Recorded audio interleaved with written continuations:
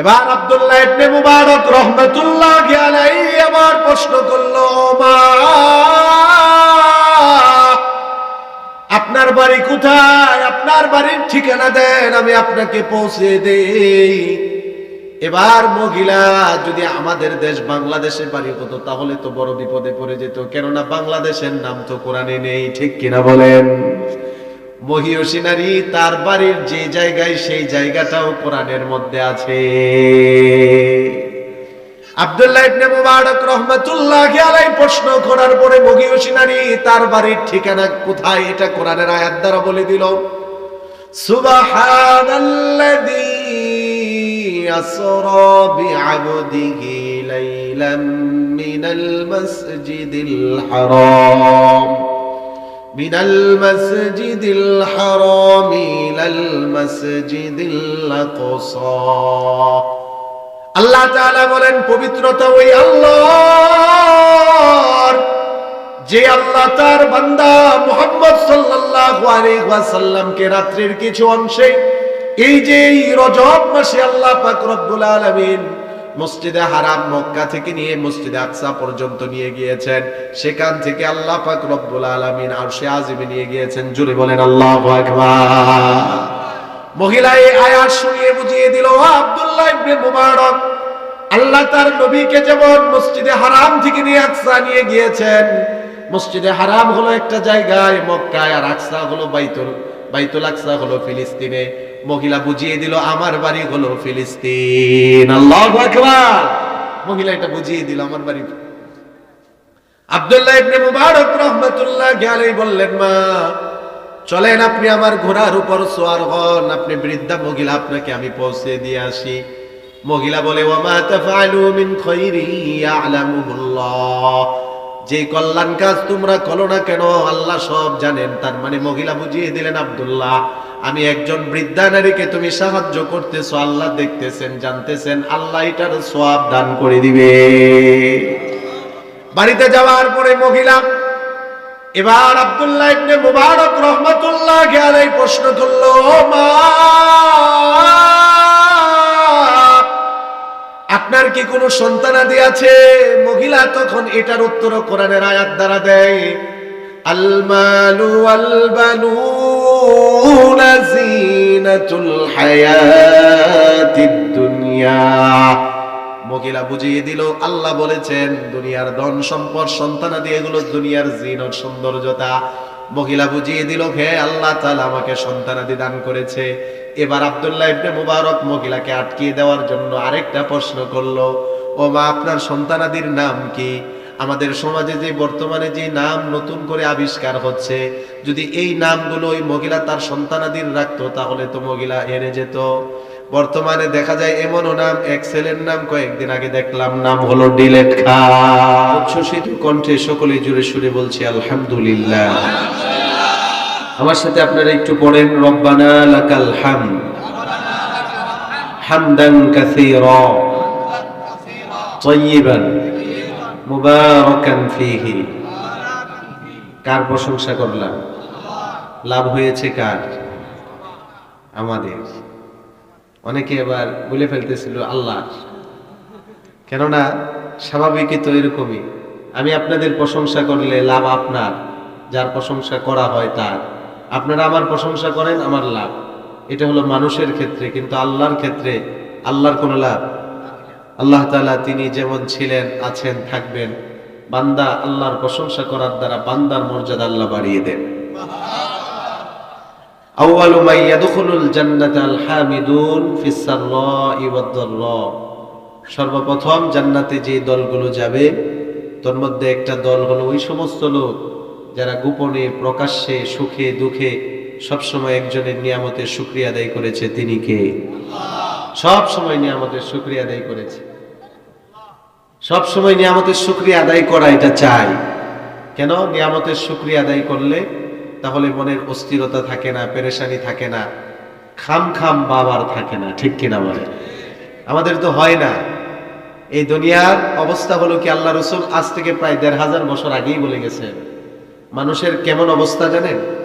আল্লাহ রাসূল বলেন, লাউ কানা লিকুল্লি ইবনি আদম ওয়াদিয়াম মিন যাহাব প্রত্যেকটা মানুষের একটা করে যদি স্বর্ণের পাহাড় হয়, রাসূল বলেছেন, আমার কথা না, প্রত্যেকটা মানুষের একটা করে যদি স্বর্ণের পাহাড় হয়, লা হাব্বা আইয়াকুনা ওয়াদিয়ান, তাহলে সেই মানুষের পেট তারপরও ভরবে না, সে চাইবে তার আরেকটা পাহাড় হোক। ঠিক কিনা? আল্লাহ রাসূল এটাও বলেছেন, এই মানুষের মুখ পৃথিবীতে কিছু দিয়ে ভরবে না। লা ইয়ামলাউ ফামাল ইনসান ইল্লা তুরাব, মাটি একমাত্র পারবে তার মুখকে ভরে দিতে। অর্থাৎ মৃত্যু হওয়ার পরে একমাত্র খাম খাম কমবে, এর আগে কমবে না। ঠিক কিনা বলে? দেখেন চিন্তা করে, আজকে ৬০-৭০ বছর জিন্দেগিকে সাজানোর জন্য, দুনিয়া কামানোর জন্য ব্যবসায়ীরা ব্যবসায় কত পরিমাণ সময় দিচ্ছে, চাকরিজীবীরা চাকরির মধ্যে কত পরিমাণ সময় দিচ্ছে। যে পরিমাণ সময় ব্যবসায়ী তার ব্যবসার মধ্যে দেয়, চাকরিজীবী তার চাকরির মধ্যে দেয়, এর ১০ ভাগের ১ ভাগ যদি আল্লাহকে পাওয়ার জন্য সময় কাটাতো, তাহলে সে আল্লাহকে পেয়ে যেত। সুবহানাল্লাহ, আল্লাহকে পেয়ে যেত। কিন্তু না, দুনিয়ার মজা বোঝার কারণে আমরা ব্যবসার মজা বুঝেছি, দুনিয়ার মজা বোঝার কারণে চাকরির মজা বুঝেছি, দুনিয়ার মজা বোঝার কারণে নেতৃত্বের মজা বুঝেছি। যদি আল্লাহকে পাওয়ার মজা আমরা বুঝতাম, জান্নাত কি জিনিস এই মজা যদি আমরা বুঝতাম, দুনিয়ার চাকরির মধ্যে এত পরিমাণ সময়, দুনিয়ার ব্যবসার মধ্যে এত পরিমাণ সময়, দুনিয়ার অহেতুক কাজে এত পরিমাণ সময় নষ্ট করতাম না, সবগুলো সময় জিকির আজকার, কোরআন তেলাওয়াত আর ইবাদতে কাটাতাম। ঠিক কিনা? আজকের কথাটাই লক্ষ্য করেন, এই এলাকার মধ্যে এই কয়েকজনই মানুষ না, আরো অনেক মানুষ আছে, অনেক মানুষ আছে। কিন্তু আপনারা খোঁজ দিয়ে দেখেন, এখনো দোকানপাটের মধ্যে অনেক মানুষ, এখনো চাষটলের মধ্যে অনেক মানুষ, এখনো অনেক যুবক ভাইরা আশপাশে দাঁড়িয়ে ফেসবুক চালাচ্ছে, এমন যুবক আছে কিনা? আপনারা যান বিভিন্ন আশপাশে বাজারগুলোর মধ্যে খোঁজ নিয়ে দেখেন, এখনো অনেক টিভির দোকানের সামনে অনেক মুরব্বী বাবারাও বসা আছে। আজকে আমরা সবাই চাই আমার ব্যক্তিগত জীবনটা সুন্দর হোক, আমার পরিবারটা সুন্দর হোক, আমার সমাজটা সুন্দর হোক, আমাদের রাষ্ট্রটা সুন্দর হোক, এটা আমরা সবাই চাই। কিন্তু সুন্দর হওয়ার কাজ আমরা কেউ করি না।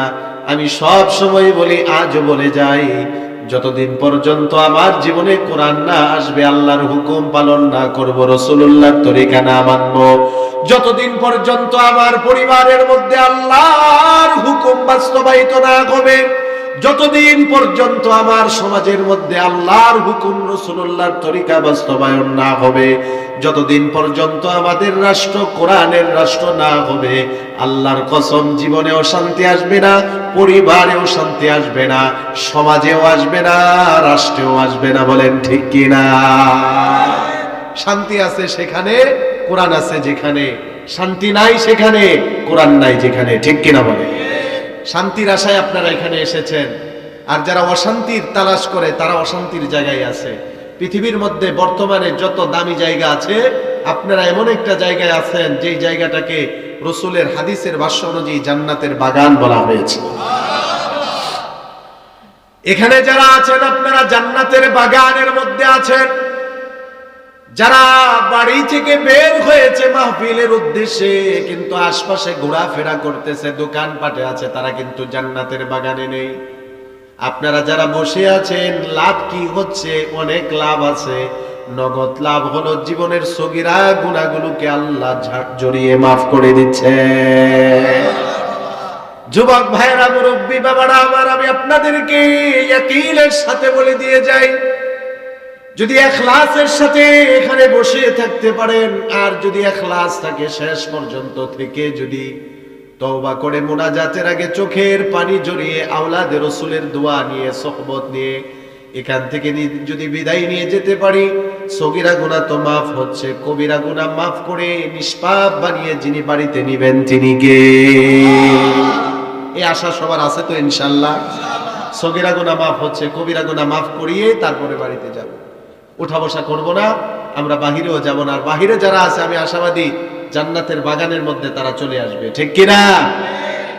তিরমিজির বর্ণনা, আল্লাহর নবী বলেন, হাদিসের সংখ্যা হলো 3851 নম্বর আর 52 নম্বর হাদিস। বিশ্ব নবী বলেন, ইদা মারারতুম বিরিয়াজিল জান্নাতি ফারতাউ, জান্নাতের বাগানের পাশ দিয়ে যখন তোমরা অতিক্রম করবে, তখন বাগানের পাশ দিয়ে অতিক্রম করলে দুনিয়াতে যেমন বাগান থেকে ফল সংগ্রহ করো, ঠিক জান্নাতের বাগানের পাশ দিয়ে যখন যাবে, রাসূল বলেন জান্নাতের বাগানের তাজা পাকা ফলগুলো সংগ্রহ করে নিও। এই কথা শুনে আপনারা যেমন অনেকে আশ্চর্য হচ্ছেন, বিশ্বনবীর সাহাবীরা তারাও আশ্চর্য হয়ে বলল, ইয়া রাসূলুল্লাহ,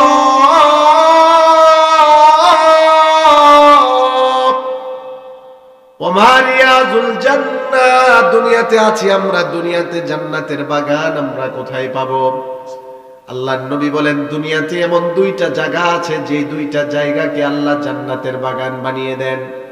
এক নাম্বার হলো আল মাসাজিদু, দুনিয়াতে জমিনের উপর যত আল্লাহর ঘর আছে সব ঘরগুলো হলো জান্নাতের বাগান। এই হাদিসের পরবর্তী হাদিস 3852 নম্বর হাদিসের শেষ অংশে নবীজি বলেন, ওয়াহিলাকুম যিকরি, পৃথিবীর মধ্যে যেই জায়গার মধ্যে আল্লাহর জিকির করা হয়, কোরআন হাদিসের আলোচনা হয়, সেই জিকিরের মজলিস গুলো হলো জান্নাতের বাগান। তাহলে আমরা কিন্তু সাধারণ জায়গায় নেই, জান্নাতের বাগানের মধ্যে আছি। এবার সাহাবায়ে কেরাম দ্বিতীয় প্রশ্ন করলেন, ওমার রাতু ইয়া রাসূলুল্লাহ, ওগো নবীজি জান্নাতের বাগানের পরিচয় আমরা পেয়ে গেলাম, এবার জান্নাতের বাগানের ফল কি জিনিস এটা আপনি বলে দেন। নবীজি বললেন, আমার পূর্বে আব্দুল কাইয়ুম সাহেব যে সুন্দর বয়ান করে গিয়েছেন, সুবহানাল্লাহর ফজিলত, জিকিরের ফজিলত, দুরূদের ফজিলত, ইস্তেগফারের ফজিলত, এই যে আমরা এখানে বসে বসে যারা সুবহানাল্লাহ, আলহামদুলিল্লাহ, আল্লাহু আকবার, লা ইলাহা ইল্লাল্লাহ, এগুলো হলো রাসূল বলেন জান্নাতের বাগানের ফল। এই যে সুবহানাল্লাহ, এগুলো রাসূল বলেন এগুলো জান্নাতের বাগানের ফল। তো রাসূল বলেছেন যখন তোমরা যাবে এমন জায়গা দিয়ে, যে জায়গাটা হলো জান্নাতের বাগান, মানে মাহফিলের পাশ দিয়ে যখন যাবে বা মাহফিলের আওয়াজ যদি তোমরা শুনো, তখন সেখান থেকে অতিক্রম করে ওভারটেক করে চলে যেও না, সেই জায়গাকে তোমরা উপেক্ষা করে চলে যেও না, সেখানে বসে বসে জান্নাতের ফল সংগ্রহ করে নিও, দুনিয়াতে কাজে লাগবে, আখিরাতে এটার ফল পাবে। সুবহানাল্লাহ। এই জন্য এখানে আমরা যারা এসেছি এটা আমাদের জন্য বড়ই ভাগ্যের বিষয়। সবাই কিন্তু কোরআন হাদিসের কথা শুনতে পারে না, সবাই কিন্তু কোরআন হাদিসের উপর আমল করতে পারে না। মনে রাখবেন, যাদেরকে আল্লাহ পছন্দ করেন লক্ষ কোটি মানুষের মধ্য থেকে বাছাই করে করে দ্বীনি কাজে তাদেরকে আল্লাহ অংশগ্রহণ করান, ঠিক কিনা? না ভাই, এই এলাকায় তো আরো অনেকে আছে, এত মানুষের মধ্যে থেকে আপনাদের কি কাজ নাই? কারো সবারই তো কাজ আছে। এই যে যুবক ভাইরা, তাদের কি ব্যস্ততা নাই? এখানে ব্যবসায়ী ভাই আছে না, চাকরিজীবী আছে না? সবারই তো কোনো না কোনো কাজ আছে। এমনও লোক আছে সারা দিন পরিশ্রম করেছে, এখন শরীর ক্লান্ত, ঘুমানোর প্রয়োজন আছে, তারপরও ঘুম বাদ দিয়ে, ব্যস্ততা সব বাদ দিয়ে চলে এসেছে কার খুশির জন্য? অতএব এখানে আসাটা এটা ভাগ্যের বিষয়। বর্তমানে দুঃখজনক হলে এটাই সত্য কথা, রাসূলুল্লাহর জমানায় কাফেররা কোরআনের বিরোধিতা করেছে, ইসলামের বিরোধিতা করেছে, রাসূলের বিরোধিতা করেছে, সেটা মানা যায়, কেননা তারা আমাদের বিরুদ্ধে করবেই, তারা আমাদের বিরোধী লোক। বর্তমানে দেখা যায় কিছু নামদারি মুনাফিক, মুসলমান নামক মুনাফিক বের হয়েছে, এরা নিজেদেরকে মুসলমান দাবি করে, অথচ কোরআনের বিরোধিতা করে, মাহফিলের বিরোধিতা করে, আলেমদের বিরোধিতা করে, মসজিদ মাদ্রাসার বিরোধিতা করে। এমন মুনাফিক আছে কিনা? প্রায় জায়গায় গেলে, গতকালকে আমি গিয়েছিলাম সেই শরীয়তপুর, সেখানে আমাকে এসে মাহফিল কর্তৃপক্ষ বলতেছে, হুজুর, কয়েকটা যুবক ছেলে চোখের পানি জড়িয়ে বলতেছে, হুজুর মাহফিলটা আরো বড় করে করার ইচ্ছা ছিল, কিন্তু এলাকার দুই একজন আমাদের চাচা আছে, এরা মাহফিলের পক্ষে না। আস্তাগফিরুল্লাহ, নাউজুবিল্লাহ বলেন। বললাম কেন? হুজুর কি জানি, আমি কি, তারা কি মুসলমান না কাফের? না হুজুর কি বলেন, 5 ওয়াক্ত নামাজ পড়তেছে, মুসলমান। আমি কি তাহলে মাহফিলের বিরোধিতা করে কেন? হুজুর বলতে পারি না, একটু বললেন। এরকম আরো অনেক এলাকায় কিছু লোক থাকে যারা মুসলমান কিন্তু মাহফিলের বিরোধিতা করে, ঠিক কিনা? এবং তারা এটাই বলে, এত টাকা পয়সা খরচ করে এত মাহফিল করার কি দরকার? কিন্তু এই মুনাফিকদের মুখে এই কথা কখনো শুনবেন না, এত গান হয়, গান বাজনার কি দরকার, এই কথা ওরা বলে না। জোরে বলেন ঠিক কিনা? যে মুসলমান হওয়া সত্ত্বেও এত গান বাজনা হয়, তারপরে তার কোনো প্রতিবাদ থাকে না, গান বাজনা নিয়ে তার কোনো মাথা ব্যথা নেই, গান বাজনার ব্যাপারে কখনো বলে না এত গান বাজনা দিয়ে কি হবে, মাহফিলের ব্যাপারে তার আপত্তি, কোরআনের আয়োজনের ব্যাপারে তার আপত্তি, সে বলে এত মাহফিল দিয়ে কি হবে। মনে রাখবেন, নামে মুসলমান, সে কামে মুনাফিক। আল্লাহ এমন মুনাফিকি থেকে আমাদেরকে হেফাজত করুক, জোরে বলি আমিন। এই মাহফিলগুলোর দরকার আছে কিনা, কেমন প্রয়োজনীয়তা আছে? যদি এই মাহফিলগুলো হওয়ার কারণেই কিন্তু এখনো মসজিদে মুসল্লি পাওয়া যায়, ঠিক কিনা? কোরআন হাদিসের কথা এখনো হয় বিদায় এখনো ঘরে ঘরে সত্তর হয়নি। কোরআন হাদিসের কথাগুলো এভাবে উলামায়ে কেরাম সমাজে সমাজে প্রচার করার কারণে, মসজিদের মিম্বার থেকে প্রচার করার কারণে এখনো ঘুষখোরের সংখ্যা কম, দুর্নীতিবাজের সংখ্যা কম, বেপরদা নারীর সংখ্যা কম। আল্লাহর কসম, কোরআন হাদিসের আলোচনা যদি বন্ধ হয়ে যায় তাহলে ঘরে ঘরে সুদখোর বেড়ে যাবে, ঘুষখোর বেড়ে যাবে, বেনামাজির সংখ্যা বেড়ে যাবে, বেপরদার নারীর সংখ্যা বেড়ে যাবে, মানুষ থাকবে না, পশুতে পরিণত হবে। বলেন ঠিক কিনা? মাহফিলের প্রয়োজনীয়তা আছে কি নাই? মাদ্রাসার প্রয়োজনীয়তা আছে কি নাই? মসজিদের প্রয়োজনীয়তা আছে কি নাই? তাহলে মনে রাখবেন, মুসলমান হওয়া সত্ত্বেও যারা বিরোধিতা করে এরা মুসলমান না। দাবি করতে পারে মুসলমান, কিন্তু অন্তরে নেফাকি ভরপুর হয়ে গিয়েছে, ঠিক কিনা বলেন?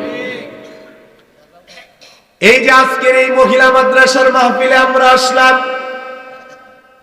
এই যে মহিলা মাদ্রাসার উদ্যোগে আজকের এই মাহফিল, আমি তো বলি যত বেশি যে এলাকার মধ্যে মসজিদ হবে, মাদ্রাসা হবে, সেই এলাকার জন্য তত বেশি এটা নূর আলোকিত হবে। জুড়ে বলেন ঠিক কিনা? আজকে এই যে এই জায়গাটাকে আলোকিত করার জন্য কতগুলো লাইট আপনারা ব্যবহার করেছেন, আরো যদি লাইট ব্যবহার করেন এই জায়গাটা আরো আলোকিত হবে, এটাই স্বাভাবিক। ঠিক তদ্রূপ ভাবে যে এলাকায় যত মাদ্রাসা হবে, মসজিদ হবে, ওই এলাকা তত বেশি আলোকিত হবে। আজকে দেখেন এই মাদ্রাসার মধ্যে যে মেয়েগুলো পড়ালেখা করে, সকালবেলা লক্ষ্য করে দেখবেন কত বয়স্ক নারীরা, কত সুন্দরী চেহারাওয়ালা নারীরা রাস্তা দিয়ে চলাফেরা করে, তার রূপ সৌন্দর্য প্রকাশিত করে বেহায়াপনার বেলেল্লাপনার মতো চলাফেরা করে। কিন্তু মহিলা মাদ্রাসা, এই মাদ্রাসার দিকে লক্ষ্য করে দেখবেন, মাদ্রাসায় প্রবেশ করার কারণে, দিন শিখার কারণে এমন পরিবর্তন মেয়েগুলোর মধ্যে চলে এসেছে। বড় মেয়ে তো দূরের কথা, ছোট্ট একটা মেয়েও তার শরীর প্রদর্শন করে চলে না। আজকে তো মহিলারা অনেক ডিজিটালের দিক দিয়ে এগিয়ে আছে, কিন্তু ইসলামের দিক দিয়ে পিছিয়ে অধিকাংশ, ঠিক কিনা বলেন? গার্মেন্টসের চাকরি করা আর বড় বড় পদে মহিলারা বসে যাওয়া, এটাই কিন্তু সফলতা নয়। মহিলারা অনেকে মনে করে যে আমরা এখন পাইলট হচ্ছি, আমরা সরকারি চাকরিজীবী হচ্ছি, বড় বড় পদগুলোর মধ্যে আমরা বসতেছি, বাংলাদেশ মহিলারা অনেক এগিয়ে যাচ্ছে। আমি তো বলি, যদিও বাহ্যিক দৃষ্টিতে এগিয়ে যাচ্ছে, কিন্তু যত দিন যাচ্ছে তত বেহায়াপনা বেলেল্লাপনা বাড়তেছে। কথা বলেন ঠিক কিনা? বাহ্যিক দৃষ্টিকোণ থেকে দেখতেছেন, কিন্তু দিন যত যাচ্ছে ইসলামের দিকে তো আর এগিয়ে যাচ্ছে না। হ্যাঁ, পশ্চিমাদের কৃষ্টি কালচারের দিকে তারা এগিয়ে যাচ্ছে। যত দিন যাচ্ছে পোশাক বড় হচ্ছে না, যত দিন যাচ্ছে পোশাক খাটো হচ্ছে, যত দিন যাচ্ছে পোশাক টাইট ফিট দিন কি দিন হতেই যাচ্ছে, কিন্তু পোশাক আর এরকম ঢিলে ঢুলে হয় না। জোরে বলেন ঠিক কিনা?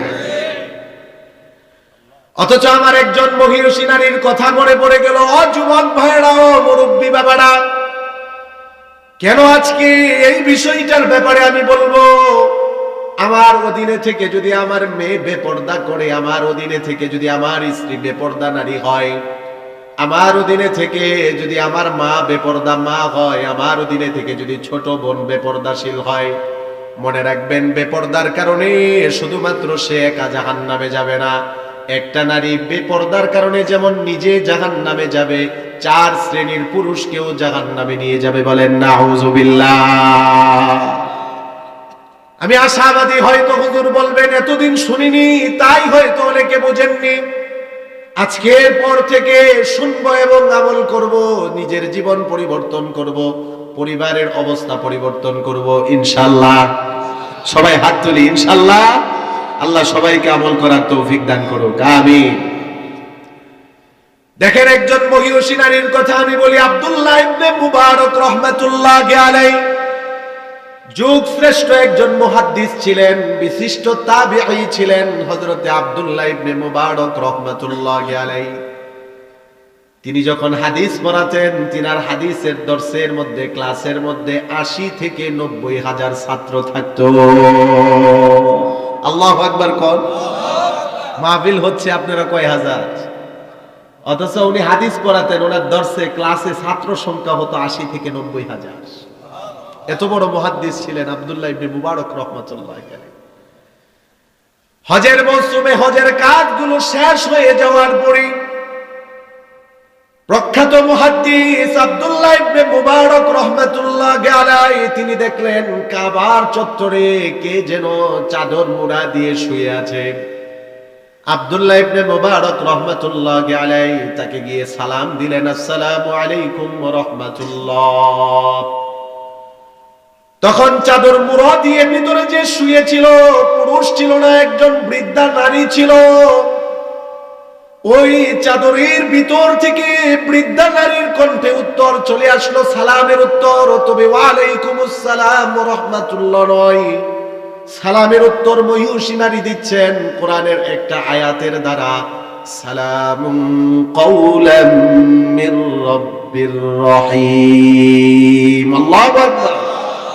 মহিলা সালামের উত্তর দিচ্ছে কোরআনের এই আয়াতের দ্বারা, আপনার উপর আল্লাহর পক্ষ থেকে, দয়াময় প্রভুর পক্ষ থেকে শান্তি বর্ষিত হোক। সুবহানাল্লাহ। হযরত আব্দুল্লাহ ইবনে মুবারক রাহমাতুল্লাহি আলাইহি তিনি বুঝতে পেরে গেলেন তিনি একজন বৃদ্ধা নারী, সাথে সাথে তিনার দৃষ্টি তিনি ঘুরিয়ে নিলেন। কেননা একজন পুরুষ বেগানা নারীর দিকে যখন দৃষ্টি হঠাৎ পড়ে যাবে সেটা ভিন্ন কথা। হঠাৎ দৃষ্টির ব্যাপারে রাসূল বলেন নজরে ফুজাআ, হঠাৎ দৃষ্টি পড়ে গেলে সেটা আল্লাহ ক্ষমা করে দিবে। কিন্তু সাথে সাথে যদি বান্দা আল্লাহর ভয় অন্তরে নিয়ে বেগানা নারী থেকে দৃষ্টি ফিরিয়ে নেয়, ওই ব্যক্তির ঈমানের মধ্যে হালাওয়াত আর মিষ্টতা যিনি দান করেন তিনি কে? এজন্য নবীজি ওনার জামাতা হযরত আলীকে ডাক দিয়ে বলে, ইয়া আলীয়ু লা তুতবি'ন নাযরাতান নাযরা। হযরত আলী রাদিয়াল্লাহু তাআলা আনহুকে বিশ্বনবী বলে, ও আমার আলী, একবার দৃষ্টি পড়ে গেলে বেগানা নারীর প্রতি চলতেছো, নারীও আসতেছে, তোমার দৃষ্টি হঠাৎ পড়ে গিয়েছে, সাথে সাথে তুমি দৃষ্টি ফিরিয়ে নিয়ে আসবে। একবার দৃষ্টির পরে আর দ্বিতীয়বার দৃষ্টি দিবে না। ফাইন্না লাকাল উলা ওয়া লাইসাত লিল আখিরা। কেননা প্রথমবার যে হঠাৎ দৃষ্টি পড়েছে সেটা ক্ষমাযোগ্য, দ্বিতীয়বার ইচ্ছাকৃতভাবে দৃষ্টি পড়লে সেটা যিনি ক্ষমা করবেন না তিনি কে? যুবক ভাইরা যদি এখন আবার এখানে তাওয়িল করে, একবার চাইলে তো ক্ষমাযোগ্য, যা চাইছি তো চাইছি, চোখের পলক আর ফালাবো না, গুনাহ আছে কি নাই? হঠাৎ আমার দৃষ্টি পড়ে গেছে, এটার জন্য আল্লাহ তাআলা ক্ষমা করে দিবেন। আব্দুল্লাহ ইবনে মুবারক রাহমাতুল্লাহি আলাইহি দৃষ্টি ফিরিয়ে নিলেন এবং এই মহিলাকে এইভাবে শোয়া দেখে তিনি প্রশ্ন করলেন, ও মা, সবাই হজের কাজ শেষ করে সম্পূর্ণ করে যার যার বাড়িতে চলে গিয়েছে, এখানে আপনি শোয়া কেন? আপনি কেন চলে যান না? আপনি এখানে কেন শুয়ে আছেন? এই প্রশ্নের উত্তর এই মহিয়সী নারী আল্লাহর কোরআনের আয়াত দ্বারা জানিয়ে দেয়। এই প্রশ্নের উত্তরে মহিয়সী নারী কোরআনের আয়াত শুনিয়ে দিল, ওয়ামান ইউদ্লিলিল্লাহু ফামা লাহু মিন হাদ। আল্লাহ তাআলা কোরআনে বলেন, আল্লাহ যাকে পথ হারিয়ে ফেলেন, অর্থাৎ যে পথভ্রষ্ট হয়ে যায় আল্লাহর পক্ষ থেকে, তাকে কেউ পথ দেখাতে পারে না। এই আয়াত শুনিয়ে মহিলা আব্দুল্লাহ ইবনে মুবারককে বুঝিয়ে দিল, হজ করতে এসেছিলাম, সকল কাফেলারা চলে গিয়েছে, আত্মীয় স্বজন চলে গিয়েছে, হারিয়ে গিয়েছি, তাই এখানে পড়ে রয়েছি। এবার আব্দুল্লাহ ইবনে মুবারক রাহমাতুল্লাহি আলাইহি আবার প্রশ্ন করলেন, ও মা, এই যে আপনি এখানে পড়ে আছেন, কয়দিন ধরে এখানে অবস্থান করতেছেন? ওই মহিয়সী নারী এবার এটার উত্তর কোরআনের আয়াত দ্বারা জানিয়ে দেয়। জোরে বলেন আল্লাহু আকবার। সরকারি চাকরিজীবী হওয়া, নিজের সৌন্দর্যতাকে প্রকাশিত করা, পরপুরুষের সামনে প্রদর্শন করা, এটার নামই হলো উন্নত না। জুড়ে বলেন ঠিক কিনা? মনে করে বর্তমানে মেয়েরা বিমানে চাকরি করে তাই নিজেকে অনেক সৌভাগ্যশীল নারী মনে করে। আমরা তো বিমানে ফ্লাইটে বিভিন্ন জায়গায় মাহফিলে যাই। আল্লাহর কসম করে বলি, যেই সমস্ত নারীরা বিমানবালা অর্থাৎ বিমানের ফ্লাইটে চাকরি করে, একটারও লজ্জা শরম নাই। জুড়ে বলেন ঠিক কিনা? যে যত বেশি তার সৌন্দর্যতা পরপুরুষের কাছে প্রকাশিত করে, তারই বেতন বেশি। জুড়ে বলেন ঠিক কিনা? এটার নাম কি মুমিনা নারীর সফলতা? আব্দুল্লাহ ইবনে মুবারক রাহমাতুল্লাহি আলাইহি প্রশ্ন করলেন, ও মা, কতদিন ধরে আপনি এখানে পড়ে আছেন? মহিলা কোরআনের আয়াত শুনে এটার উত্তর দিয়ে দিল, সালাসা লায়ালিন সাওয়িয়া। আল্লাহর কোরআনে আছে লাগাতার 3 দিন। মহিলা বলতেছে এখানে আমি পড়ে আছি। এবার আব্দুল্লাহ ইবনে মুবারক রাহমাতুল্লাহি আলাইহি এবার প্রশ্ন করলেন, ও মা, 3 দিন ধরে এখানে পড়ে আছেন, আপনার খানাপিনার কি অবস্থা? আপনার খানাপিনার কি খবর? মহিলা এই প্রশ্নের উত্তরও কোরআনের আয়াত দ্বারা দেয়, আল্লাযী হুয়া ইউতঈমুনি ওয়া ইয়াসকিন। 3 দিন ধরে কোনো কিছু খাইনি, কোনো পান করিনি, খানাপিনা পানাহার সব যিনি করিয়েছেন তিনি কে? খাইনি, কিন্তু না খাওয়া সত্ত্বেও শরীর এখনো দুর্বল হয়নি, ক্লান্ত হয়নি। না খাওয়া সত্ত্বেও আল্লাহ যেন পূরণ করে দিয়েছে। সুবহানাল্লাহ। এবার আব্দুল্লাহ ইবনে মুবারক রাহমাতুল্লাহি আলাইহি নিজের থলে থেকে কিছু শুকনো খাবার বের করে বৃদ্ধা মহিলাকে দিয়ে বললেন, মা, 3 দিন ধরে আপনি কিছু খান না, আগে আপনি খেয়ে নেন, খাওয়া দাওয়া করে নেন, তারপরে আপনার সাথে অন্য কথা হবে। মহিলা এবার এটাও কোরআনের আয়াত দ্বারা এটার উত্তর দিয়ে দিচ্ছে। কি উত্তর দিয়ে দিচ্ছে? মহিলা বলতেছে, আল্লাহ বলেন, সুম্মা তিম্মুস সিয়ামা ইলাল লাইল। আল্লাহ তাআলা বলেন, তোমরা যদি কেউ রোজা রাখো, রাত্রি পর্যন্ত, সন্ধ্যা পর্যন্ত রোজা পূর্ণ করো।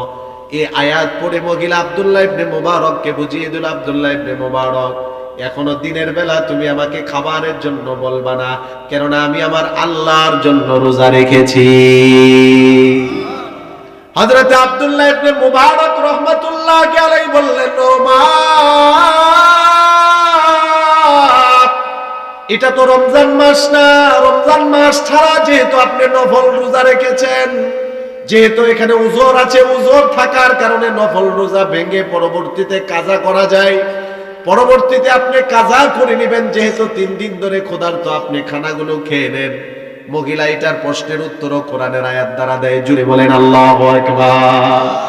মহিলা বলে, ওয়া আনতাসুমু খায়রুল লাকুম ইন কুনতুম তা'লামুন।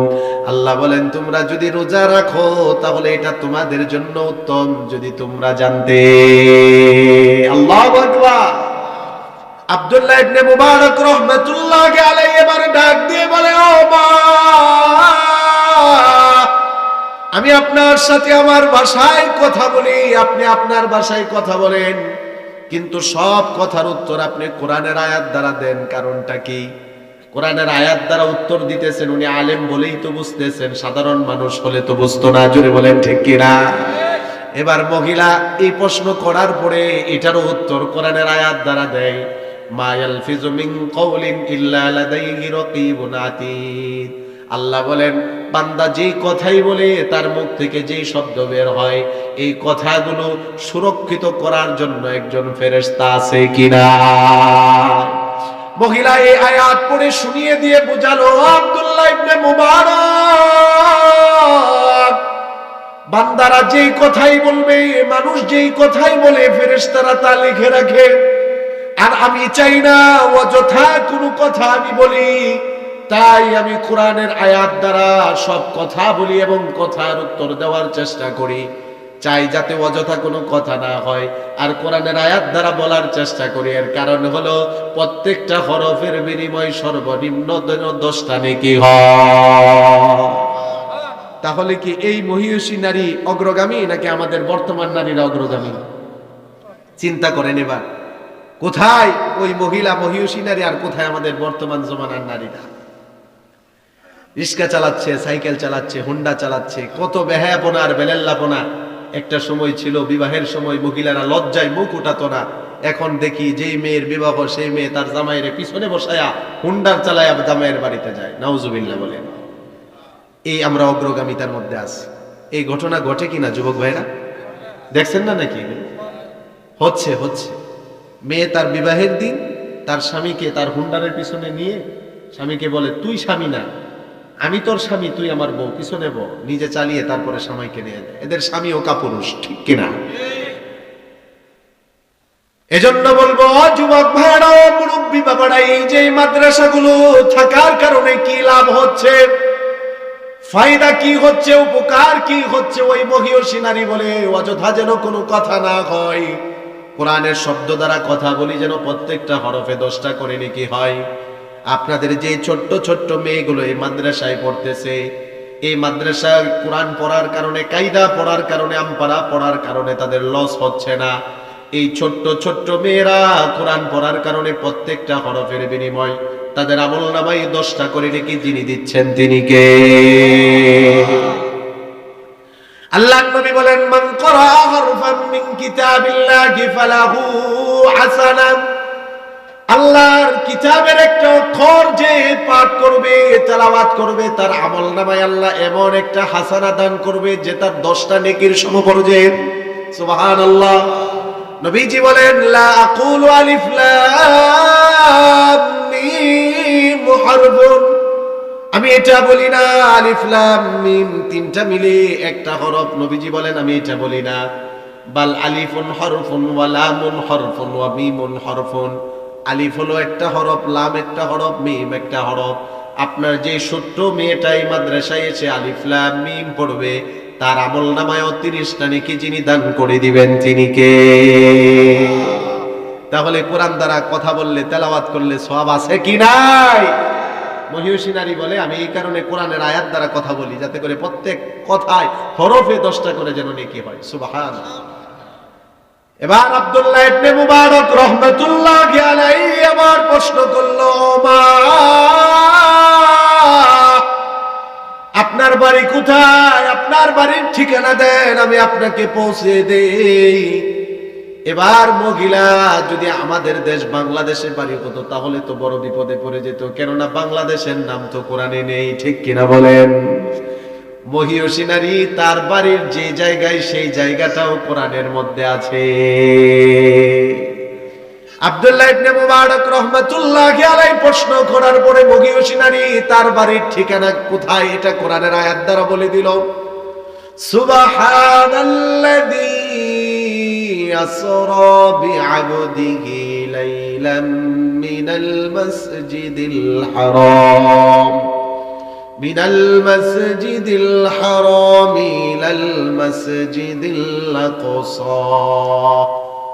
আল্লাহ তাআলা বলেন, পবিত্রতা ওই আল্লাহর যে আল্লাহ তার বান্দা মুহাম্মদ সাল্লাল্লাহু আলাইহি ওয়াসাল্লামকে রাত্রির কিছু অংশে এই যে রজব মাসে আল্লাহ পাক রব্বুল আলামিন মসজিদে হারাম মক্কা থেকে নিয়ে মসজিদে আকসা পর্যন্ত নিয়ে গিয়েছেন।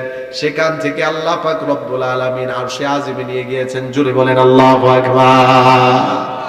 মহিলা এই আয়াত শুনিয়ে বুঝিয়ে দিল, আব্দুল্লাহ ইবনে মুবারক, আল্লাহ তার নবীকে যেমন মসজিদে হারাম থেকে নিয়ে আকসা নিয়ে গিয়েছেন, মসজিদে হারাম হলো একটা জায়গায় মক্কায়, আর আকসা হলো বাইতুল আকসা হলো ফিলিস্তিনে। মহিলা বুঝিয়ে দিল, আমার বাড়ি হলো ফিলিস্তিন। আল্লাহু আকবার। মহিলা এটা বুঝিয়ে দিল, আমার বাড়ি। আব্দুল্লাহ ইবনে মুবারক রাহমাতুল্লাহি আলাইহি বললেন, মা চলেন আপনি আমার ঘোড়ার উপর সওয়ার হন, আপনি বৃদ্ধা মহিলা, আপনাকে আমি পৌঁছে দিয়ে আসি। মহিলা বলে, ওয়ামা তাফআলু মিন খাইরি ইয়ালামুহুল্লাহ, যে কল্যাণ কাজ তোমরা করো না কেন আল্লাহ সব জানেন। তার মানে মহিলা বুঝিয়ে দিলেন, আব্দুল্লাহ আমি একজন বৃদ্ধা নারীকে তুমি সাহায্য করতেছো, আল্লাহ দেখতেছেন, জানতেছেন, আল্লাহ এটার সওয়াব দান করে দিবে। বাড়িতে যাওয়ার পরে মহিলা এবার আব্দুল্লাহ ইবনে মুবারক রাহমাতুল্লাহি আলাইহি প্রশ্ন করলো, মা আপনার কি কোনো সন্তানাদি আছে? মহিলা তখন এটার উত্তর কোরআনের আয়াত দ্বারা দেয়, আল মালু ওয়াল বানুন যিনাতুল হায়াতিদ দুনিয়া। মহিলা বুঝিয়ে দিল আল্লাহ বলেছেন দুনিয়ার ধন সম্পদ সন্তানাদি এগুলো দুনিয়ার জিনত সৌন্দর্যতা।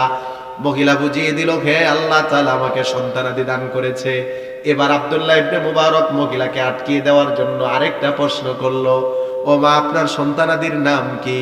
আমাদের সমাজে যে বর্তমানে যে নাম নতুন করে আবিষ্কার হচ্ছে, যদি এই নামগুলো ওই মহিলা তার সন্তানাদির রাখতো তাহলে তো মহিলা হেরে যেত। বর্তমানে দেখা যায় এমনও নাম, এক ছেলের নাম কয়েকদিন আগে দেখলাম নাম হলো ডিলেট খান। কি খান? ডিলেট খান। ডাক দিতেছে এই ডিলেট। আমি বললাম ভাই ডিলেট মানে? এই ছেলের নামই হলো ডিলেট খান। বল্টু, নান্টু, সাল্টু এই ধরনের নাম আছে কি নাই? অথচ একজন মা বাবার উপর সন্তানাদি জন্ম নেওয়ার পরে কিছু হকের মধ্যে এটা একটা হক, সুন্দর একটা তার নাম রাখা, এটা মা বাবার উপর হক। এই জন্য বলবো যারা মা বাবা এখানে আছেন, যদি সন্তানাদির নাম খারাপ থাকে, খারাপ অর্থ থাকে, অনর্থক অর্থ থাকে, এগুলো বাদ দিয়ে নবীদের নামে নাম রাখেন, সুন্দর নাম রাখেন। কেননা রাসূল বলেছেন নামের উসিলায় অনেক সময় বান্দা ক্ষমা পেয়ে যাবে। সুবহানাল্লাহ। ময়দানে মাহশারে আল্লাহ পাক রব্বুল আলামিন ডাক দিয়ে বলবে কোথায় আমার আইয়ুব? এই নামে ডাক দেওয়ার পরে ময়দানে মাহশারের চতুর্কোণ থেকে দুনিয়াতে যত আইয়ুব নামক ব্যক্তি ছিল তারা উঠে যাবে, আল্লাহর ডাকে সাড়া দিবে। আল্লাহ বলবে তোমরা আসো কেন? আমি তো আমার ওই আইয়ুবকে ডাক দিয়েছি, আমার যে আইয়ুবকে আমি নবী বানিয়েছি, দীর্ঘ কয়েক বছর তাকে অসুস্থতা দিয়ে আমি আল্লাহ পরীক্ষা নিয়েছি। ময়দানে মাহশারের ওই লোকগুলো বলবে আল্লাহ আমাদের নামও তো আইয়ুব। আল্লাহ বলবেন যাও ঠিক আছে, যেহেতু আমার নবীর নামে নাম, যাও তোমাদেরকেও ক্ষমা করে দিলাম। আল্লাহ তাআলা ডাক দিবেন ইয়া ইব্রাহিম। এই কথা বলার পরে চতুর্দিক হতে মানুষগুলো ছুটে আসবে। আল্লাহ তাআলা বলবেন তোমরা আসো কেন? আমি তো আমার ওই ইব্রাহিমকে ডাক দিয়েছি, যে আমার খলিল ইব্রাহিম খলিলুল্লাহ। আমি আল্লাহ তাআলা তাকে অসংখ্য অগণিত পরীক্ষা নিয়েছি, সব পরীক্ষায় সে উত্তীর্ণ হয়েছে। এক পর্যায়ে নিজের জীবন পর্যন্ত দেওয়ার জন্য প্রস্তুত হয়ে গিয়েছে, নিজের কলিজার টুকরা সন্তানকে জবাই করার জন্য পর্যন্ত প্রস্তুত হয়েছে। আমি আমার ওই ইব্রাহিমকে ডাক দিয়েছি, তোমরা আসলে কেন? তখন মানুষগুলো বলবে আল্লাহ আপনি যেমন আপনার খলিলকে মোহাব্বত করেন আমরাও তো করি, তাই আমাদের নামও তো ইব্রাহিম। আল্লাহ বলবেন যাও যাও, তার কারণে তোমাদেরকেও মাফ করে দিলাম। এই জন্য যাদের সন্তানাদি আছে ভালো নাম রাখবো, যদি খারাপ থাকে চেঞ্জ করব, পরিবর্তন করব। আর যারা বিয়ে শাদী করি নাই, ভবিষ্যতে করব, ছেলে মেয়ে হবে, এখন থেকে সুন্দর নাম চয়ন করে রাখবো ইনশাল্লাহ। এবার মহিলাকে প্রশ্ন করেছিল, কষ্ট হচ্ছে আপনাদের? আপনারা আমার কথা বুঝতে পারছেন তো? আমি কোন ঘটনা বলতেছি আর ঘটনার থেকে কোন কথায় যাচ্ছে, সিরিয়াল ঠিক আছে তো আপনাদের?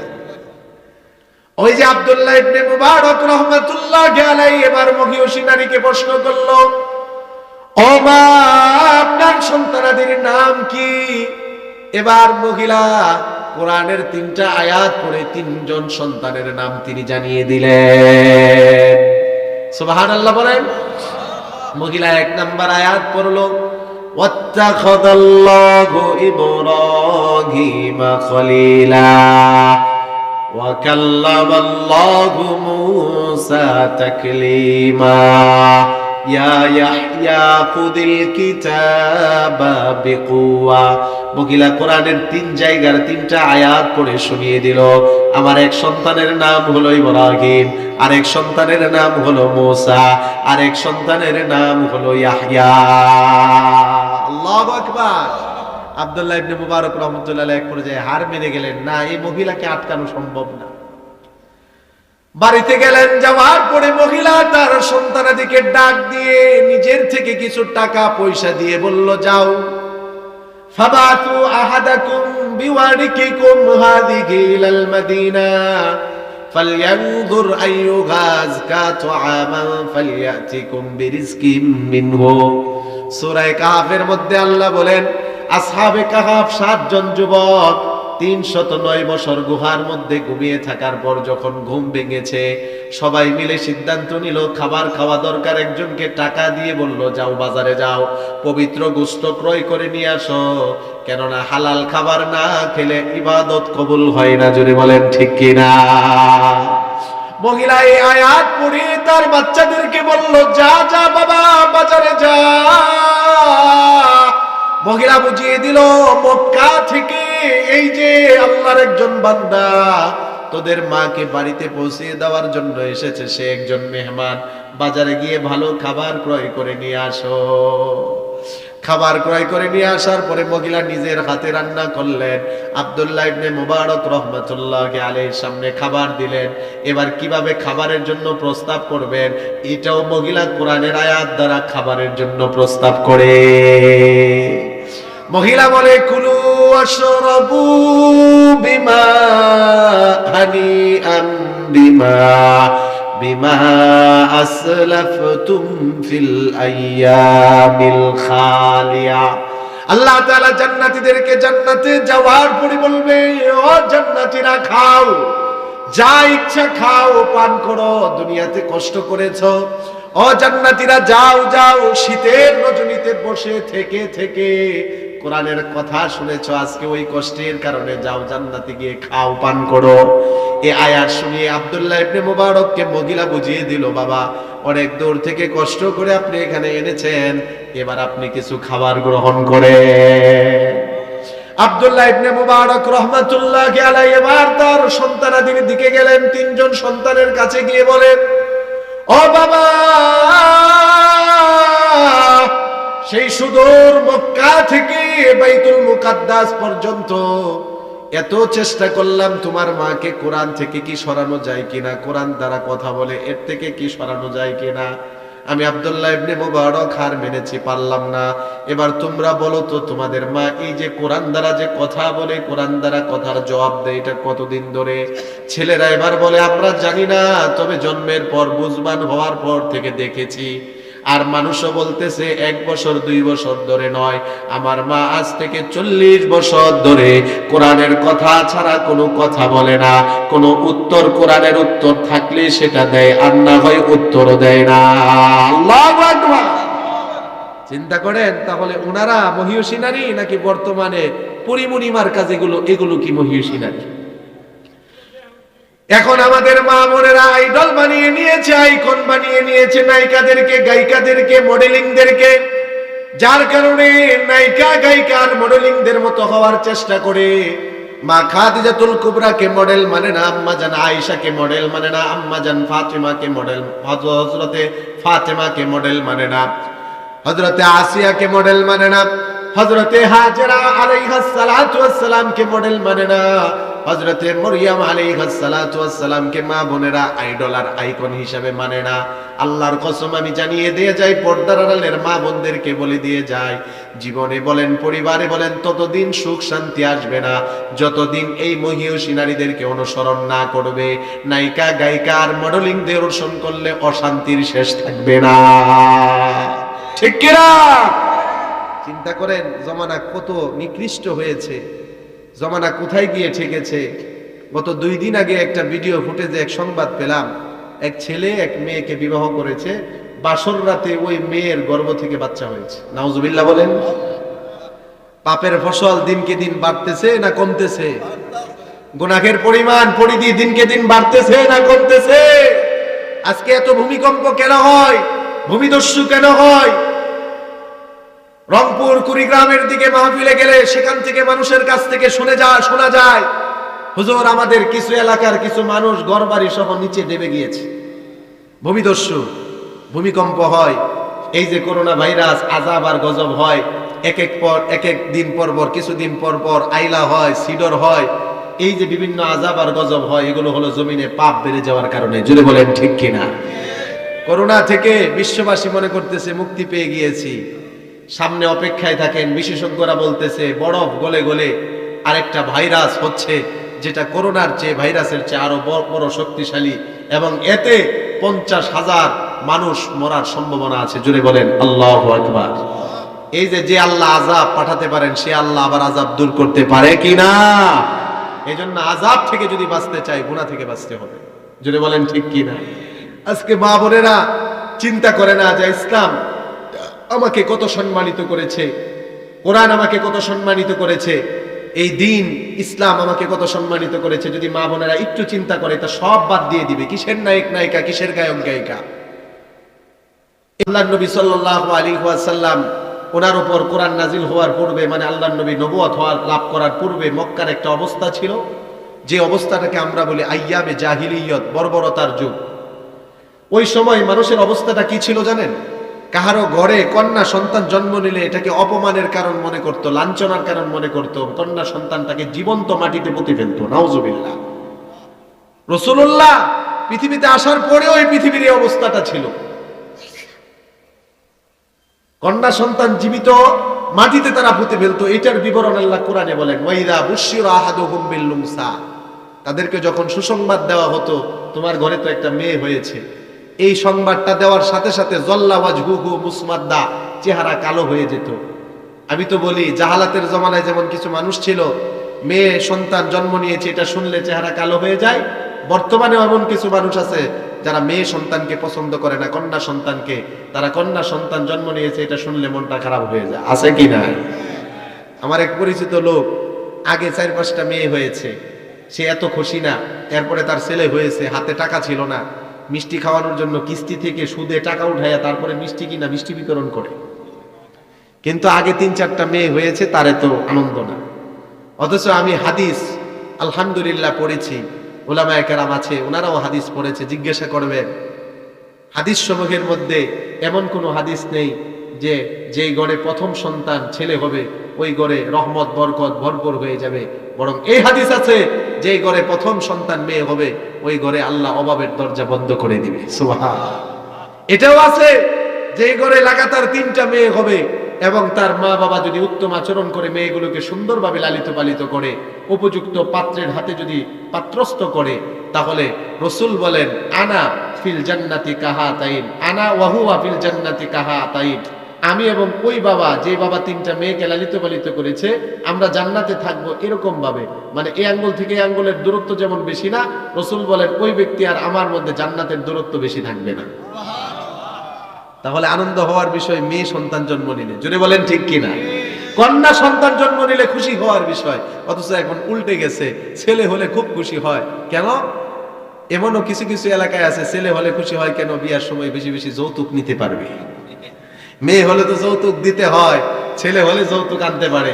মনে রাখবেন, যৌতুক নেওয়া যৌতুক দেওয়া উভয়টা দেশের নিয়ম অনুযায়ী অপরাধ, শরআন এটা অপরাধ, গৃহীত কাজ। জোরে বলেন ঠিক কিনা? এজন্য পর্দার আড়ালের মা বোনদেরকে একটি কথা স্মরণ করিয়ে দেই, ইসলাম কোরআন মহিলাদেরকে যে পরিমাণ সম্মান আর মর্যাদা দান করেছে, বর্তমানে পৃথিবীর খোঁজ নিয়ে দেখেন, পৃথিবীতে যত ধর্ম আছে অন্য কোন ধর্মে ইসলাম ছাড়া অন্য কোন ধর্মে মহিলাদেরকে এত সম্মান মর্যাদা দান করেনি। ইসলাম আসার আগে মহিলাদের অবস্থা কি ছিল? জীবন্ত কন্যা সন্তানটাকে মানুষ মাটির মধ্যে পুঁতে ফেলতো। নবীজির একজন সাহাবীর ঘটনা আমি আপনাদেরকে শুনিয়ে যাই। রাসূলুল্লাহর একজন সাহাবী ছিলেন, নাম হলো তার দিহইয়াতুল কালবি রাদিয়াল্লাহু তাআলা আনহু। চেহারাটা বড় সুন্দর ছিল। আল্লাহর নবী বিশ্ব নবী রাহমাতুল লিল আলামিনের কাছে যতবার আসতেন মানুষের রূপ ধারণ করে আসতেন, যতবার বেশিরভাগই দিহইয়াতুল কালবি রাদিয়াল্লাহু তাআলা আনহুর রূপ ধারণ করতে রাসূলুল্লাহর কাছে আসতেন। হযরত দিহইয়াতুল কালবির রূপ ধারণ করে রাসূলুল্লাহর কাছে জিবরাইল আসতো। হযরত দিহইয়াতুল কালবি রাদিয়াল্লাহু তাআলা আনহু ইসলাম ধর্ম গ্রহণ করার পরে রাসূলুল্লাহর দরবারে বসে বসে জুড়ে জুড়ে চিৎকার করে করে কান্না করে আল্লাহর নবী ডাক দিলেন। কে এভাবে ছোট্ট বাচ্চার মতো হাউমাউ করে কান্না করে? আল্লাহর নবীর সাহাবীদেরকে আল্লাহর নবী লক্ষ্য করে বলার পরে সাহাবায়ে কেরাম বলে, ইয়া রাসূলুল্লাহ, আপনার একজন সাহাবী নাম হলো দিহইয়াতুল কালবি, সে এভাবে কান্না করে। আল্লাহর নবী বললেন, দিহইয়া এদিকে আসো। কেন তুমি এভাবে জুড়ে জুড়ে ছোট্ট বাচ্চার মতো হাউমাউ করে কান্না করো? হযরত দিহইয়াতুল কালবি বলে, ইয়া রাসূলুল্লাহ, কি ব্যাপার ভাইরা ওইভাবে উঠে যাচ্ছে কেন? দু একজন ভাই সমস্যা আসতেছেন না? আচ্ছা মাশাআল্লাহ, আচ্ছা প্রস্তাব পায়খানার প্রয়োজন থাকতে পারে, ওজোর থাকতে পারে, আবার তাড়াতাড়ি চলে আসুক, আল্লাহ তৌফিক দান করুক, আমিন। কষ্ট হচ্ছে আপনাদের? চলবে আর কিছুক্ষণ? হ্যাঁ, আপনাদের কষ্ট হইলে বলবেন, ঠিক আছে? আমাদের আরবের মেহমান আছে, এটা আমাদের জন্য বড় একটা নিয়ামত।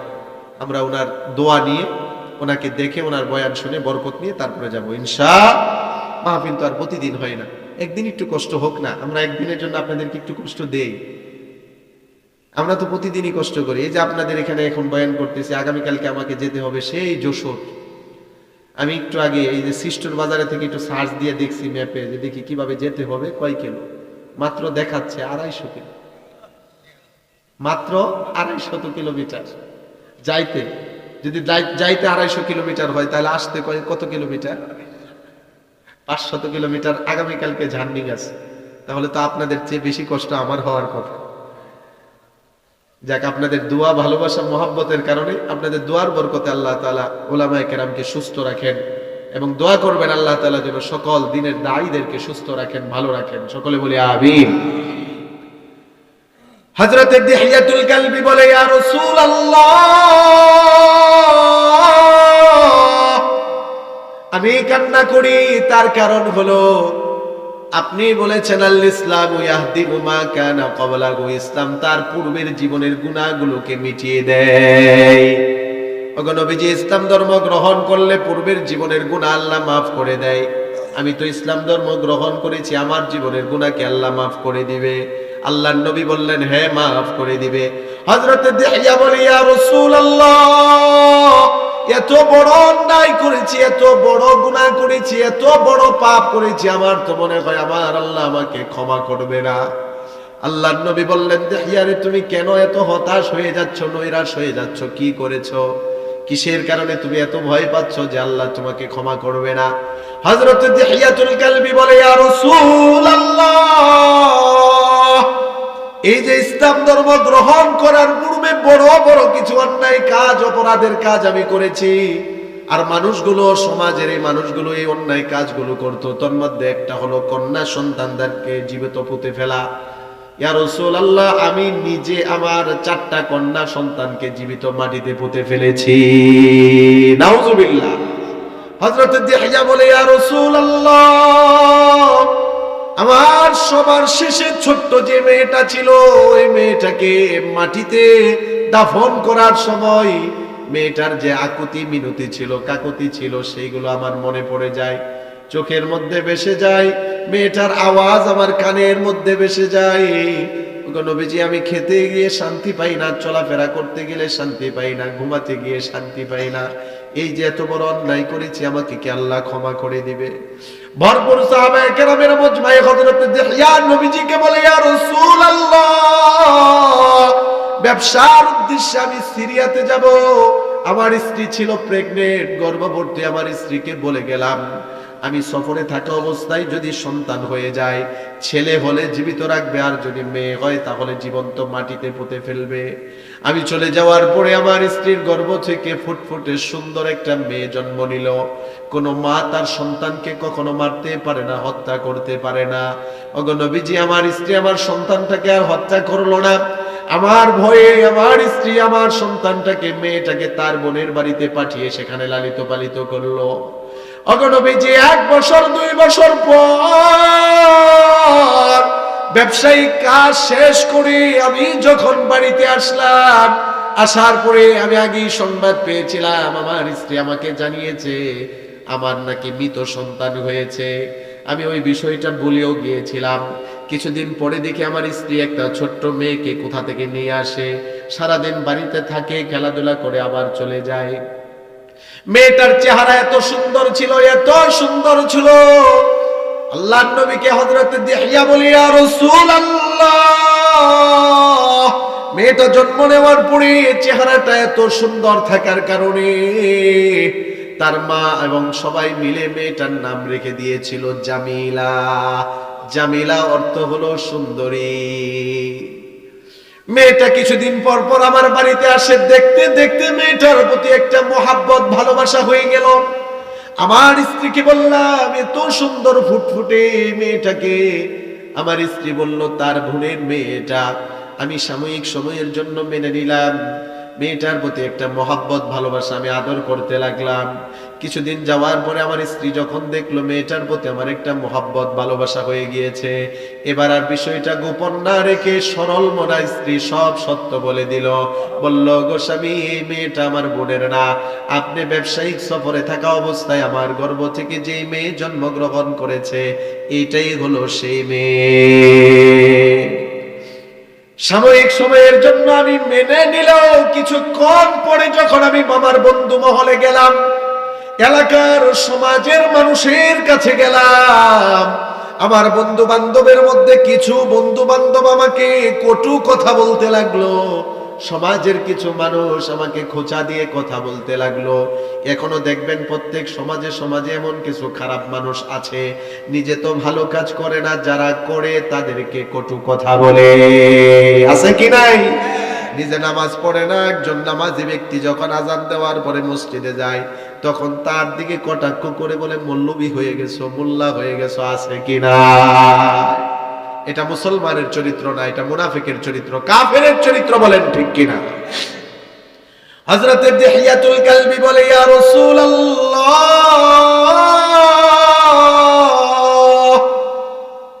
আমার বন্ধু বান্ধব সমাজের মানুষের কটু কথাগুলো আমার আর সহ্য হলো না। শয়তান আমাকে একটা ধোঁকা দিয়ে দিল, শয়তান আমাকে ধোঁকা দিল। দেখিয়ারে, তোর কপাল পড়ে গিয়েছে, তাড়াতাড়ি মেয়েটাকে তোর মারতে হবে, না হয়তো মেয়ে বড় হলে বিবাহ দিতে হবে। এই মেয়ে মানুষের বাড়িতে যাবে, মানুষের বাড়িতে গিয়ে চাকরানির মতো থাকবে, এটা তো তোর জন্য বড় লাঞ্ছনা।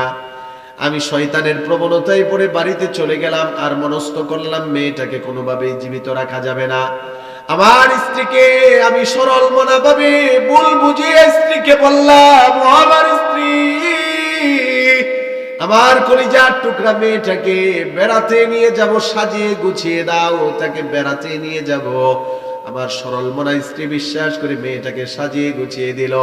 ছোট্ট মেয়েটাও আমার বড় আনন্দিত, তার ছোট্ট হাতে আমার আঙ্গুলে ধরে ধরে লাফালাফি করতে লাগলো আর বলতে লাগলো, বাবা, আজকে আমার চেয়ে পৃথিবীতে আনন্দিত আর কেউ নেই। ছোট্ট মেয়েটা বলতে লাগলো, বাবা, আমার মা আমাকে মাঝে মধ্যে বলতো তোমার কাছে যেন না যাই, তুমি নাকি আমাকে মেরে ফেলবে।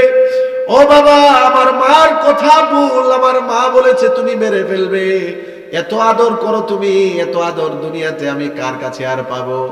ও বাবা, আজকে তুমি আমাকে বেড়াতে নিয়ে যাবে, আমার চেয়ে আনন্দিত আর কে আছে? মেয়েটা এত আনন্দিত, লাফাতে লাফাতে মার সামনে থেকে বিদায় নিয়ে চলে গেল।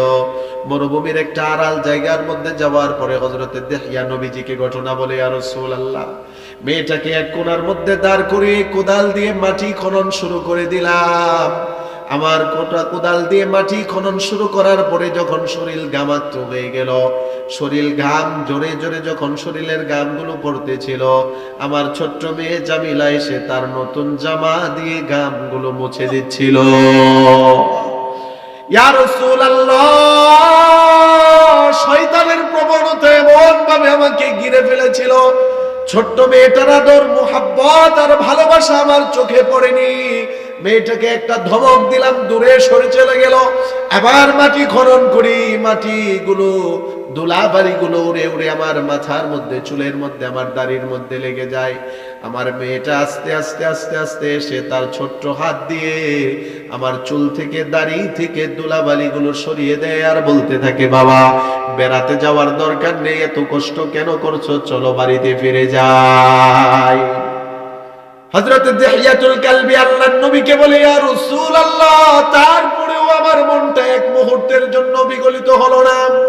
আমার মেয়েটাকে গর্ত খনন শেষ করার পরে মেয়েটাকে বললাম, জামিলা, দেখতো গর্তটা কেমন হয়েছে। আমার মেয়েটা গর্তের পাশে এসে দাঁড়ানোর পরে পিছন দিক দিয়ে আমি নিষ্ঠুর পিতা একটা ধাক্কা মেরে ফেলে দিলাম। আমার মেয়েটা গর্তের ভিতরে পড়ে গিয়ে পাথরের সাথে আঘাত লেগে মাথাটা ফেটে রক্তক্ষরণ হয়ে তার চেহারাটা ভরপুর হয়ে গিয়েছে। মেয়েটা আমার বুঝতে পেরেছে, এভাবে আকাকুতি মিনতি করে হাত জোড় করে আমাকে বলতে লাগলো, বাবা, ছেড়ে দাও বাবা, জীবনটা তুমি ভিক্ষা দাও, আর কখনো তোমার সামনে আসবো না। মা বলেছিল তোমার সামনে না আসতে তুমি নাকি মেরে ফেলবে। বিশ্বাস করতাম না, কিন্তু আজকে তো মনে হচ্ছে মার কথাই সত্য হচ্ছে। আমার মেয়ে এভাবে বলার পরেও আমি আমার মেয়েটাকে ছাড় দিলাম না, আবার একটা পাথর এনে মাথার মধ্যে বাড়ি দিলাম। মেয়ের মাথাটা আবার দ্বিখণ্ডিত হয়ে মেয়েটা পড়ে গেল। কবরের মধ্যে পড়ে বারবার চিৎকার করে বলতেছিল, বাবা বাবা গো, জীবনটা ভিক্ষা দাও, প্রয়োজনে হাত ভেঙে দাও, পা ভেঙে দাও, দূরে কোথাও গিয়ে ভিক্ষা করে করে খাবো, জীবনে তুমি বাবাই পরিচয় দিব না। গো নবীজি, তারপরেও আমার মনটা বিগলিত হলো না। আমার মেয়ে এভাবে বলার পরেও আমি এক মুহূর্তের জন্য মানলাম না। চতুর্দিকে বালিগুলো আর মাটিগুলো দিয়ে আমি কবরটা সমান করে দিলাম। আল্লাহর নবী ঘটনা শোনার পরে বিশ্ব নবী নিজেও কাঁদে, সাহাবায়ে কেরাম নজরে কান্না শুরু করে দিল। চোখের পানি বেয়ে বেয়ে বিশ্ব নবীর দাড়ি মুবারক ভিজে ভিজে জমিনে টপ টপ করে পানি পড়তে লাগলো। আল্লাহর নবী বললেন, দাহিয়ারে, তোর মতো এমন নিষ্ঠুর পিতার ঘটনা আমি জীবনেও জানতাম না। তারপরেও আল্লাহর নবী শেষে বলে, দাহিয়া, আল ইসলাম ইয়াহদিমু মা কানা ক্বাবলা, ইসলাম ধর্ম গ্রহণ করেছো, তওবা করো, কেননা ইসলাম তার পূর্বের জীবনের গুনাহগুলোকে মিটিয়ে দেয়। সুবহানাল্লাহ। তাহলে বোঝা গেল কি, ইসলাম আসার আগে নারীরা কত লাঞ্ছিত ছিল, অপমানিত ছিল, ইসলাম এসে নারীদেরকে সম্মানিত করেছে। জোরে বলেন ঠিক কিনা? অতএব এই নারী যখন তার পর্দা পশিদার মধ্যে থাকবে, দিন শিখে নিজেকে যত আবৃত করে রাখবে, ঢেকে ঢুকে রাখবে, সে তত সম্মানিত হবে। জোরে বলেন ঠিক কিনা? আজকে দেখেন, আজকে যদি একটা মেয়ে দিনদার হয় তাহলে লাভ কি হবে? একটা মেয়ে যদি আজকে দিনদার হয়, একটা মেয়ে যদি আজকে পর্দা পশিদাওয়ালা নারী হয়, তাহলে লাভ কি হবে? এই মেয়ের ঘর থেকে যে সন্তানাদি জন্ম নিবে, সেই সন্তানগুলো দিনদার হবে। জোরে বলেন ঠিক কিনা? আগের জমানায় এত বড় বড় আল্লাহর ওলি তো তৈরি হতো, এত বড় বড় আল্লাহর ওলি যে তৈরি হতো, তার বড় কারণ কি ছিল? আল্লাহর ওলিরা যে গোডাউন থেকে আসতো, অর্থাৎ যে মহিয়সী নারীদের গর্ভ থেকে জন্ম নিত, ওই মহিয়সী নারীরাও ছিল বড় বড় আল্লাহর ওলি। জোরে বলেন সুবহানাল্লাহ। আমাদের সমাজে একটা কথা প্রচলন আছে, বাপ ভালো হলে মেয়ে ভালো হয়, মা ভালো হলে ঝি, গাই ভালো হলে দুধ ভালো হয়, দুধ ভালো হলে ঘি। ঠিক কিনা? বাপ ভালো হলে ছেলে ভালো হবে, মা ভালো হলে মেয়ে ভালো হবে, গাই ভালো হলে দুধ ভালো হবে, দুধ ভালো হলে অটোমেটিক ঘিও কি হবে? ভালো হবে। গাছ যদি ভালো হয়, গাছের ফলও ভালো হবে।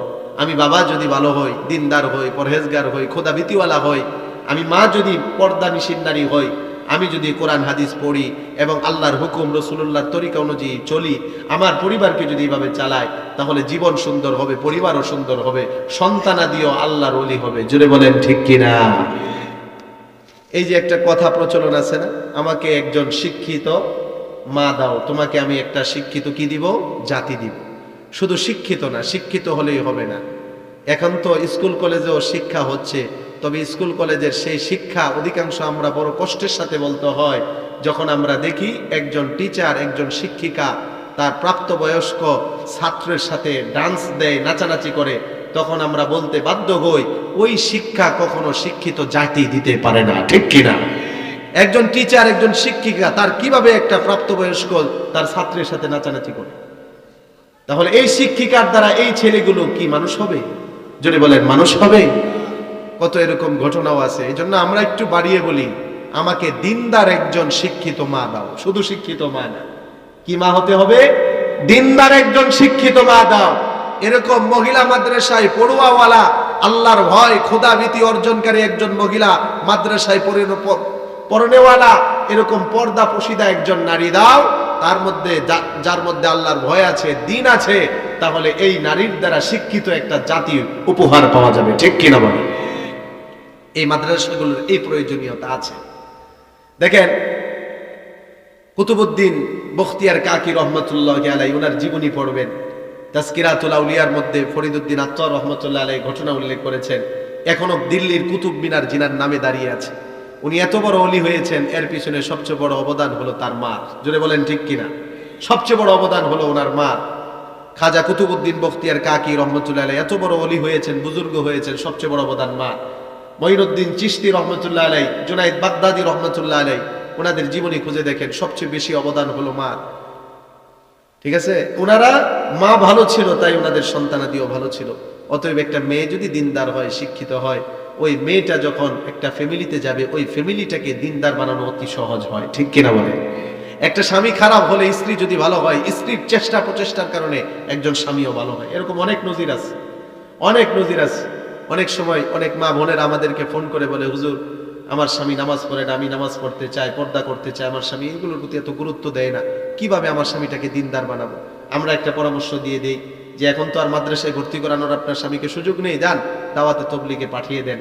দেখেন 3 দিন, 1 সপ্তাহ, 1 চিল্লা যদি কোনোভাবে দিতে পারেন, আপনার স্বামীকে আর নামাজের কথা বলা লাগবে না, আপনার স্বামীকে আপনার পর্দার কথা আর বলা লাগবে না।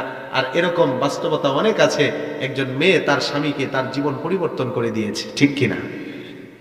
মেয়ে আগে দিনদার হওয়া লাগবে, কিন্তু মেয়ে যদি দিনদার না হয় তাহলে ছেলে মেয়েও দিনদার হবে না। স্বামী যদি বেদিন থাকে, ওই স্বামী বেদিনই থেকে যাবে। এজন্য এই সমস্ত মাদ্রাসার প্রয়োজনীয়তা আছে কি নাই? এই সমস্ত মাদ্রাসায় পড়েই তো আমাদের সন্তানাদি, আমাদের মেয়েরা, আমাদের নাতিনৎকররা, আমাদের ভাতিজিরা, তারা এই সমস্ত মাদ্রাসায় পড়েই তো হযরতে আসিয়ার জীবনী পড়ে। হযরতে আসিয়ার জীবনী পড়ে তখন তারা বুঝতে পারবে জীবন যদি দিতে হয় অন্য কারো জন্য না, একমাত্র কার জন্য দিতে হবে।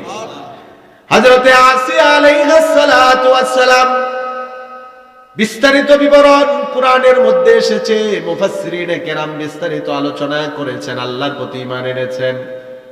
আসিয়া আলাইহিস সালাতু ওয়াস সালাম, তার স্বামীর নাম ছিল ফেরাউন। ফেরাউন বলে, আসিয়া ঈমান ছেড়ে দাও, তাহলে তোমাকে ছেড়ে দিব। আসিয়া বলে, আল্লাহর কসম যে আল্লাহর প্রতি ঈমান এনেছি, জীবন দিব কিন্তু ঈমান ছাড়বো না। মারধর শুরু করে দিল, টর্চার শুরু করে দিল, জুলুম অত্যাচার শুরু করে দিল। এক পর্যায়ে হযরতে আসিয়া সহ্য করতে না পেরে আল্লাহর কাছে ফরিয়াদ করে, ইদ ক্বালাত রাব্বি বিনিলি ইনদাকা বাইতান ফিল জান্নাতি ওয়া নাজ্জিনি মিন ফিরাউন ওয়া আমালিহি ওয়া নাজ্জিনি মিনাল কওমিজ জালিমিন। হযরতে আসিয়া আল্লাহর কাছে বলে, আল্লাহ, ফেরাউনের এই অত্যাচার আমার আর সহ্য হচ্ছে না। আল্লাহ, কোন সময় জানি জানের মায়ায় আমি ঈমান ছেড়ে দেই। আল্লাহ, ঈমানটা আমি ছাড়তে চাই না। আল্লাহ গো, আমি মরে যেতে চাই, তারপরও ঈমান ছাড়বো না।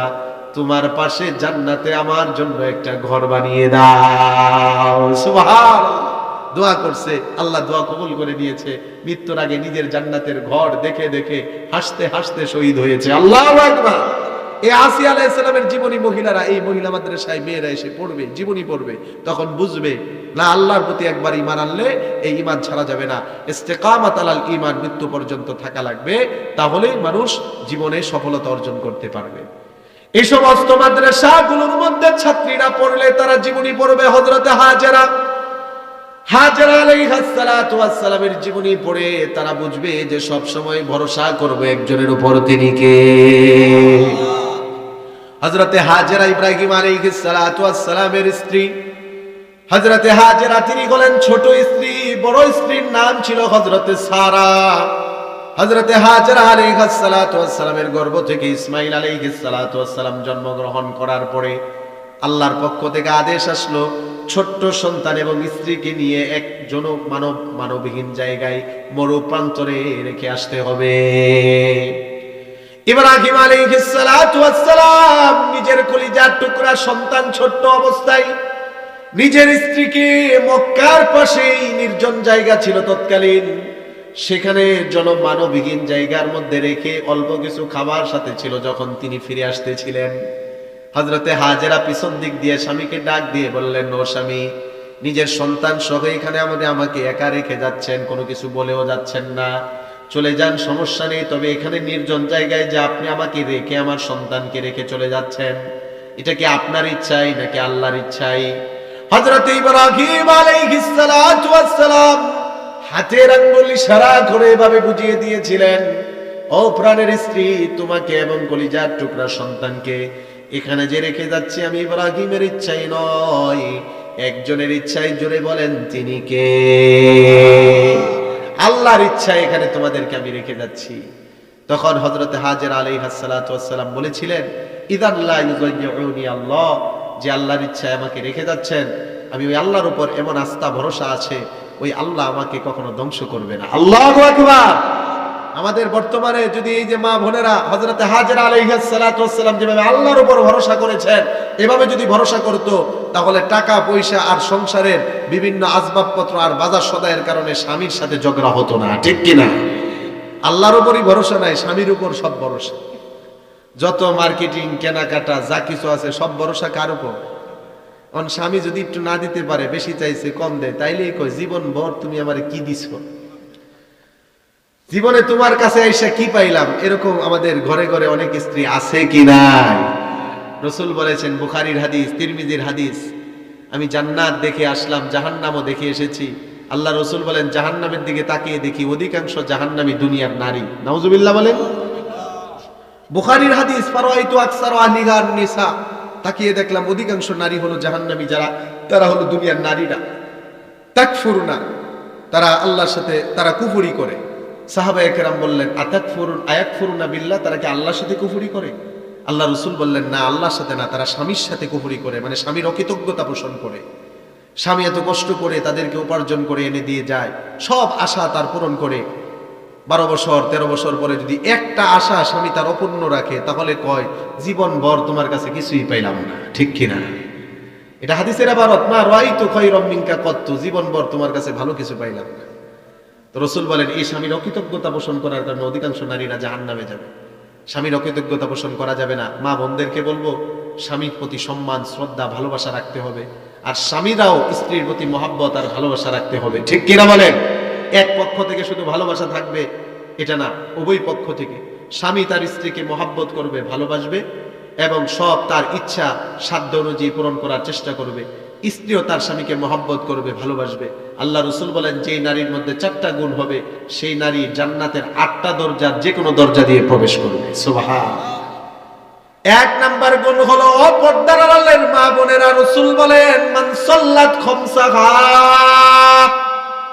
যে ব্যক্তি 5 ওয়াক্ত নামাজ পড়বে, যে মহিলারা 5 ওয়াক্ত নামাজ পড়বে। 2 নাম্বার, ওয়াসামাত শাহরাহা, রমজানের 1 মাস রোজা রাখবে।